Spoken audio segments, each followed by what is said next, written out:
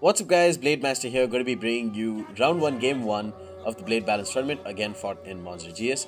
This one is fought between GbrothersP and Tsubodai Bahadur. Just going to call him Bahadur from now on.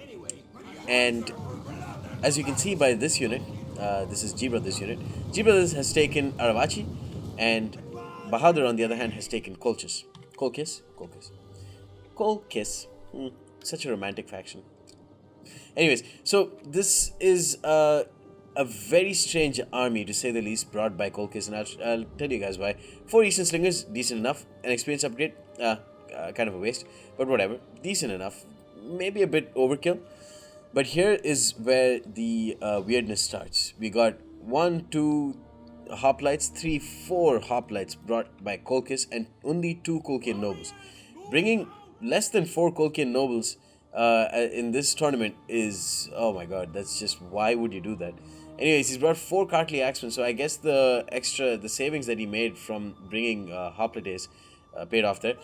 So he's brought more Cartly Axemen instead. The Iberian Spearmen here get Javelin Volley off on the Horse Archers. Finally, he's brought only 2 Noble Blood Cavalry, and then he's brought 2 Horse Archers, and each of them have got a couple of experience upgrades. Literally couldn't have picked a worse unit to pop upgrades on, I'm sorry. But even if you put experience upgrades on the Cartly Axemen, that would make sense, but on the Horse Archers, I don't really see why you would. It improves their shots per minute, but that's not really the strong suit of Horse Archers in the first place. It's their maneuverability, it's the fact that they can use heavy shot, and yeah, I guess a small slight upgrade to shots per minute when using heavy shot would help, but it's just a waste of money. In any case, it's a waste of money. So we've got 2 Balearic Slingers and 1 Iberian Slinger on the far right for GbrothersP. We've got 2 Iberian Swordsmen as the front line. We've got a total of 3 Celtiberian Cavalry, actually. 4 Celtiberian Cavalry and a Noble Cavalry General. Powerful General.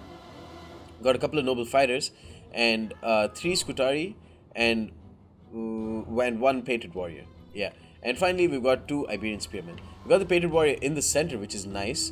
The Painted Warrior can get a lot of kills on the charge, and in this sense, if they charge straight ahead, they'll get a pretty uninterrupted charge. There's no real trees for them to worry about, like over here or maybe here or something like that.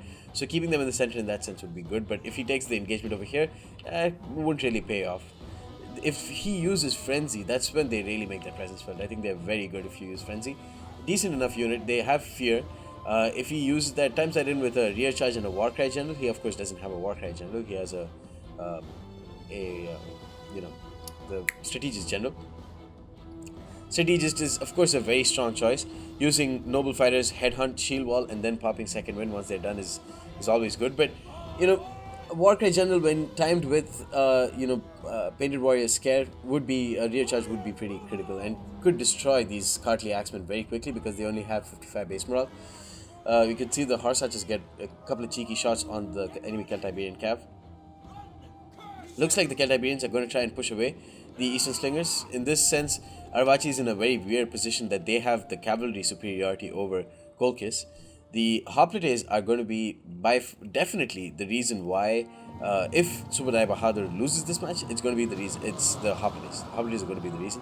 If he wins this match, it would probably be because the Colchian nobles just whoop ass along with the Cartly Axemen. Yeah, he's banking on the Cartly Axemen a lot.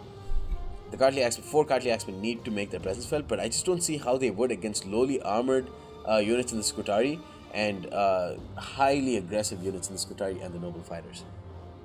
They would want to take on like Roman infantry. Those would be the ideal targets for them. Here we can see the Balearic Slinger firing into the Noble Blood Cavalry, getting some good shots in, forcing the Noble Cavalry to pull away. And we could already see this Eastern Slinger, it got caught by the Celtiberian Cavalry, lost a lot of men. He pulled away with that Celtiberian. He lost only 3 men, so all in all, that was a smart trade for GbrothersP. Good play, ballsy play. The Colchian nobles got those 3 kills, but they obviously couldn't chase after them because they're slow. Very nice, beautiful work there. Balearic Slingers get 4 kills off of 1 volley on Colchian nobles. Those are some heavily armored nobles, and just because they turned their back and GBrothers knew exactly when they were, he got a lot of kills. Colchian nobles here going to brace. They have expert charge defense, and that's actually not the worst idea in the world. Actually, it's a very smart idea. They don't have great charge bonus. So it's best if they just brace for the impact from the noble fighters. But this means that they're going to get surrounded. If he didn't use formation attack, then this would be a good idea. But here you can see that Colchis nobles get absolutely hammered by the noble fighters on the charge. 20 kills because these guys have 38 charge bonus. But they do end up getting 8 kills. Here the Scutari are going to charge into braced hoplites. And if the Cartly Axemen, one of the Cartly Axemen, if they rear charge here, and the other Cartly Axeman goes up here and then engages some of these infantry, then that could be very, very good for Bahadur. He could kill off a noble fighter there. But this noble fighter, as it stands, is doing an incredible job against the Colchis nobles. They will last for a bit longer, the Colchis nobles, but I wouldn't count on it. If he uses Headhunt now, those Colchis nobles are so destroyed. Beautiful charge here, the Celtiberians, and he's going to pull through. Is he going to pull through? Yeah, he's going to pull through and catch the Eastern Slingers and the Noble Blood Cavalry. He's going to come in with the Painted Warriors here as well against the. Well, he doesn't really. Does he really pull through? I mean, most of them are still caught. Yeah, I wouldn't even call this a pull through. Most of them are caught. They don't even do anything. So the Painted Warriors are charging in, and he's pulling away with his Noble Cavalry. It doesn't look like did he get a charge in? He got like 5. I think he got a charge in with those guys. And he's taking the engagement in the forest here, which means that the 38 charge bonus of the Noble Fighter is not going to really pay off. Scutari are going to charge into Cartly Axemen, and the Cartly Axemen will do decently here. I think they are going to kill off a lot of the Celtiberians. Here the Cartly Axemen wavering, attack to the rear. Beautiful charge here, I think, by GbrothersP. Going to pop Headhunt, and this Cartly Axeman already gone. That's the problem. Where's the Painted Warrior? Is the Painted Warrior nearby? Painted Warrior is somewhere else. So imagine if he had a Painted Warrior there. That'd be brilliant. So the Noble Fighters here dropping to 100 men after this. Colchis Nobles staying strong. Didn't see that Cartly Axeman rear charge, which would have been pretty critical. And now we are going to see the Noble Cavalry charge into the enemy general. He's going to use Race Banner, which will increase their melee defense. Should pull away.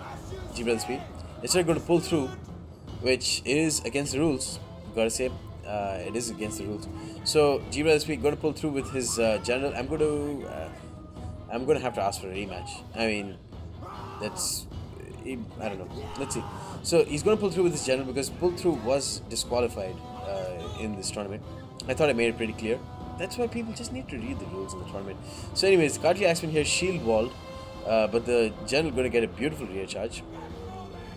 Colchis Noble's general taking flank shots from Belarus Slingers, almost going to get a single experience chevron, beautifully done there. The Noble Fighters has just mopped up. But then these 3 Eastern Slingers are going to be a pain in the ass, but he's got an Iberian Spearman who were chasing off the enemy Noble Blood Cavalry, apparently. Going to come in, chase after these Eastern Slingers. The Celtiberians have been targeted by the Horse Archers, it seems, pretty unnecessary. But now they're going to catch one of the Noble Blood Cavalry, the other one is going to charge into the Painted Warriors with Frenzy. Going to get a lot of kills on the charge, I would think, but going to lose way more men than necessary. Tsubodai Bahadur, on the other hand, is also pulled through with his Noble Blood Cavalry. So, I mean, should we just call tit for tat? And because a lot of people aren't even playing, there's a lot of, not a lot, but like there are these nagging like 5 or 6 matches that aren't being played, and I don't want to delay the first round anymore. So maybe, I can just say that both the players have pulled through. Absolutely will not tolerate it for the rest of the rounds, but yeah, maybe I'll just let it slide. The Colchis Noble's general here rear charged, and this Noble Blood Cavalry destroying the Scutari, but the enemy Celtiberian going to come in, hold off some of the Hoplites, hit them in the rear, and hit the Noble Blood Cavalry as well.